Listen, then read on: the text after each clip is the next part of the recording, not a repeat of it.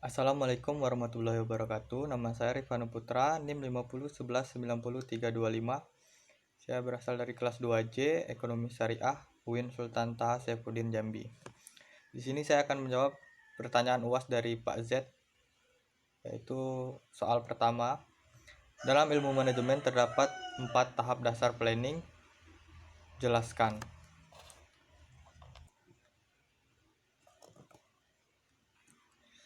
Baiklah, saya akan mencoba menjawab pertanyaan pertama ini. Tahap pertama, menetapkan tujuan atau serangkaian tujuan, di mana perencanaan dimulai dengan keputusan tentang keinginan atau kebutuhan organisasi atau kelompok kerja tanpa rumusan tujuan yang jelas. Organisasi akan menggunakan sumber daya secara tidak efektif. Yang kedua, ada tahap merumuskan keadaan. Pemahaman akan sisi perusahaan sekarang dari tujuan yang hendak dicapai atau sumber daya yang tersedia untuk pencapaian tujuan adalah sangat penting. Karena tujuan dan rencana menyangkut waktu yang akan datang. Hanya setelah keadaan perusahaan saat ini dianalisis, rencana dapat dirumuskan untuk menggambarkan rencana kegiatan lebih lanjut. Tahap kedua ini memerlukan informasi terutama keuangan dan data statistik yang didapat melalui komunikasi dalam organisasi. Tahap ketiga ada mengidentifikasi segala kemudahan dan hambatan. Segala kekuatan dan kelemahan serta kemudahan dan hambatan perlu diidentifikasikan untuk mengukur kemampuan organisasi dalam mencapai tujuan. Oleh karena itu, perlu diketahui faktor-faktor lingkungan intern dan ekstern yang dapat membantu organisasi mencapai tujuannya atau yang menimbulkan masalah. Walaupun sulit dilakukan, antisipasi keadaan, masalah, dan kesempatan, serta ancaman yang mungkin terjadi di waktu mendatang adalah bagian esensi dari proses perencanaan.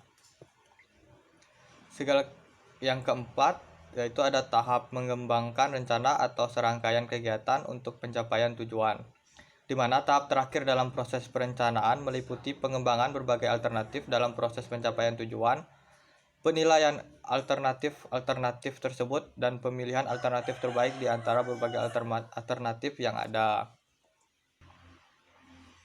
Pertanyaan keduanya, ada berapa teori tentang motivasi? Jelaskan. Di sini saya akan menjelaskan teori motivasi dari lima para ahli. Yang pertama yaitu teori hierarki Maslow. Teori hierarki ini dikemukakan oleh seorang psikolog yang bernama Abraham Maslow pada tahun 1943. Teori ini mengemukakan 5 kebutuhan hidup manusia berdasarkan hierarkinya, yaitu mulai dari kebutuhan yang mendasar hingga kebutuhan yang lebih tinggi. Teori ini kemudian dikenal dengan teori Maslow atau teori hierarki kebutuhan. Hierarki kelima kebutuhan tersebut diantaranya yaitu ada kebutuhan fisiologis, yaitu kebutuhan terhadap makanan, minuman, air, udara, pakaian, tempat tinggal, dan kebutuhan untuk bertahan hidup. Kebutuhan fisiologis merupakan kebutuhan yang paling mendasar. Selanjutnya ada kebutuhan keamanan, yaitu kebutuhan akan rasa aman dari kekerasan baik fisik maupun psikis, seperti lingkungan yang aman, bebas polusi, perlindungan keselamatan dan kesehatan kerja, serta bebas dari ancaman. Selanjutnya ada kebutuhan sosial, yaitu kebutuhan untuk dicintai atau mencintai. Manusia merupakan makhluk sosial. Setiap orang yang hidup di dunia memerlukan keluarga dan teman. Selanjutnya ada kebutuhan penghargaan. Maslow mengemukakan bahwa setelah memenuhi kebutuhan fisiologis, keamanan, dan sosial, orang tersebut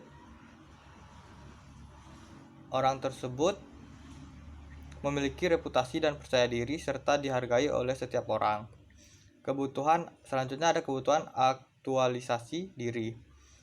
Kebutuhan ini merupakan kebutuhan tertinggi menurut Maslow. Kebutuhan aktualisasi diri adalah kebutuhan atau keinginan seseorang untuk memenuhi ambisi pribadinya. Yang kedua ada teori Eric Alderfer. Pada tahun 1969, Clayton Alderfer mempublikasikan artikel tentang kebutuhan manusia yang berjudul An Empirical Test of a New Theory of Human Need.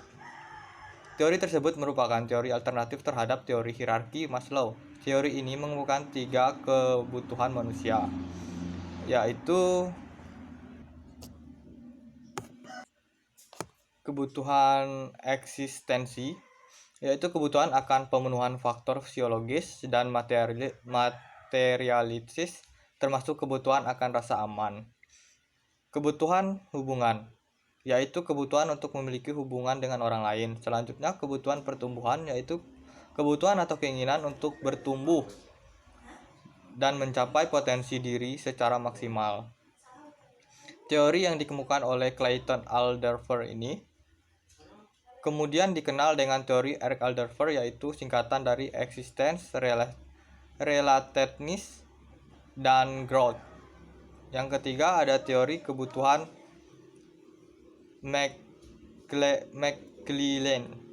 Seorang psikolog Amerika Serikat yang bernama David McClelland mengemukakan hubungan antara kebutuhan pencapaian, afiliasi, dan kekuasaan pada akhir 1940-an.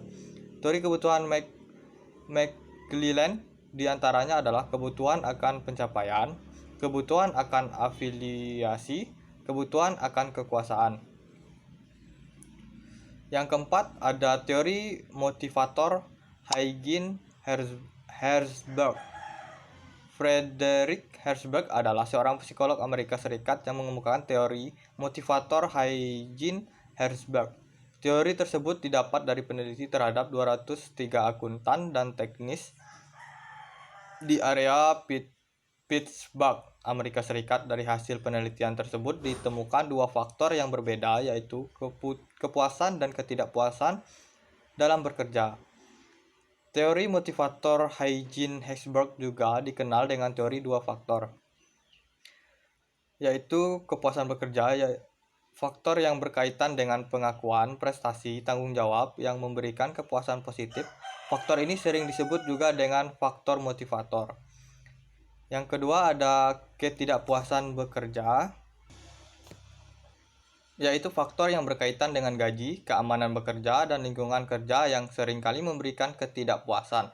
Faktor ini sering disebut dengan faktor hygiene. Yang terakhir yaitu yang kelima, teori harapan Fromm.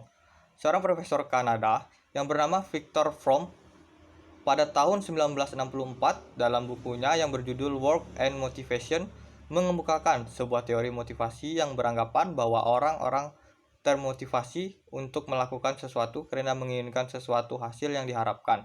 Teori tersebut kemudian dikenal dengan sebutan teori harapan atau expectancy teori. Terdapat tiga konsep teori harapan Fromm, yaitu yang pertama ada harapan, yaitu kepercayaan seseorang bahwa suatu usaha akan menghasilkan kinerja tertentu. Effort, performance, atau kinerja. Yang kedua ada instrumentally, yaitu kepercayaan seseorang bahwa suatu kinerja akan mendapatkan hasil tertentu. Yang ketiga ada valensi, yaitu mengarah pada nilai positif dan negatif yang dirujuk oleh orang-orang terhadap sebuah hasil. Kita memasuki pertanyaan terakhir, yaitu pertanyaan ketiga. Akhir-akhir ini pemerintah di berbagai negara di dunia termasuk Indonesia sangat disibukkan dengan munculnya pandemi COVID-19 yang telah menimbulkan kerugian dalam segala bidang dan penularan wabah ini. Jika seandainya saudara adalah seorang kepala pemerintah di suatu daerah, motivasi apa yang bisa saudara berikan dan sampaikan kepada staf dalam menghadapi kondisi seperti saat sekarang ini? Jelaskan dan ilustrasikan motivasi yang dimaksud. Oke, motivasi yang bisa saya sampaikan yaitu menghadapi wabah corona yang merebak di seluruh dunia. Marilah kita merenung bersama. Ada cerita menarik di zaman Hitler, di mana ketika itu Hitler menangkap 5 orang tentaranya yang diduga mata-mata. Kemudian mereka diadili dan di dalam pengadilan itu dikatakan mereka akan diberikan gas beracun. Di dalam ruang tahanan mereka masing-masing, maka 5 tahanan perang ini kemudian dimasukkan di dalam ruangan yang berbeda. Dan kemudian 1 jam setelah mereka masuk ruangan, mereka diberikan asap yang masuk ke ruangan mereka. Keesokan paginya ketika dibuka 5 ruangan ini, 4 orang sudah dalam keadaan meninggal dunia. Sedangkan satu orang dalam keadaan kritis, padahal yang dimasukkan bukanlah asap beracun, hanya asap biasa. Mereka mati karena pikiran mereka sendiri, yang sangat ketakutan dan meyakini bahwa mereka akan mati karena menghirup asap beracun. Cerita ini paling tidak memberikan kita perenungan bahwa wabah corona memang perlu diwaspadai dan kita antisipasi bersama-sama. Tetapi ada hal yang perlu kita perhatikan sehingga tidak terjadi malapetaka di dalam kehidupan kita bersama. Yaitu pertama, marilah kita bersama-sama mengikuti seluruh instruksi yang diberikan oleh pemerintah. Yang kedua, marilah kita bersama-sama menjaga kondisi kita bersama sehingga sehat di dalam beraktivitas sehari-hari baik di rumah ataupun di luar rumah. Yang ketiga, apabila diri kita kemudian terkena wabah corona, maka kita harus meyakinkan diri kita bahwa kita akan sembuh. Begitu juga bagi keluarga atau lingkungan yang melihat ada salah satu keluarganya atau warganya terkena wabah corona, maka kita harus memberikan motivasi dan doa sehingga si korban tetap semangat menjalani hidup. Yang terakhir, jangan panik, marilah kita hadapi bersama-sama melawan wabah ini. Wabah ini pasti akan berakhir dalam waktu dekat. Indonesia tidak pernah kalah oleh apapun. Salam Indonesia. Mungkin hanya itu yang dapat saya sampaikan. Lebih dan kurangnya saya mohon maaf. Wassalamualaikum warahmatullahi wabarakatuh.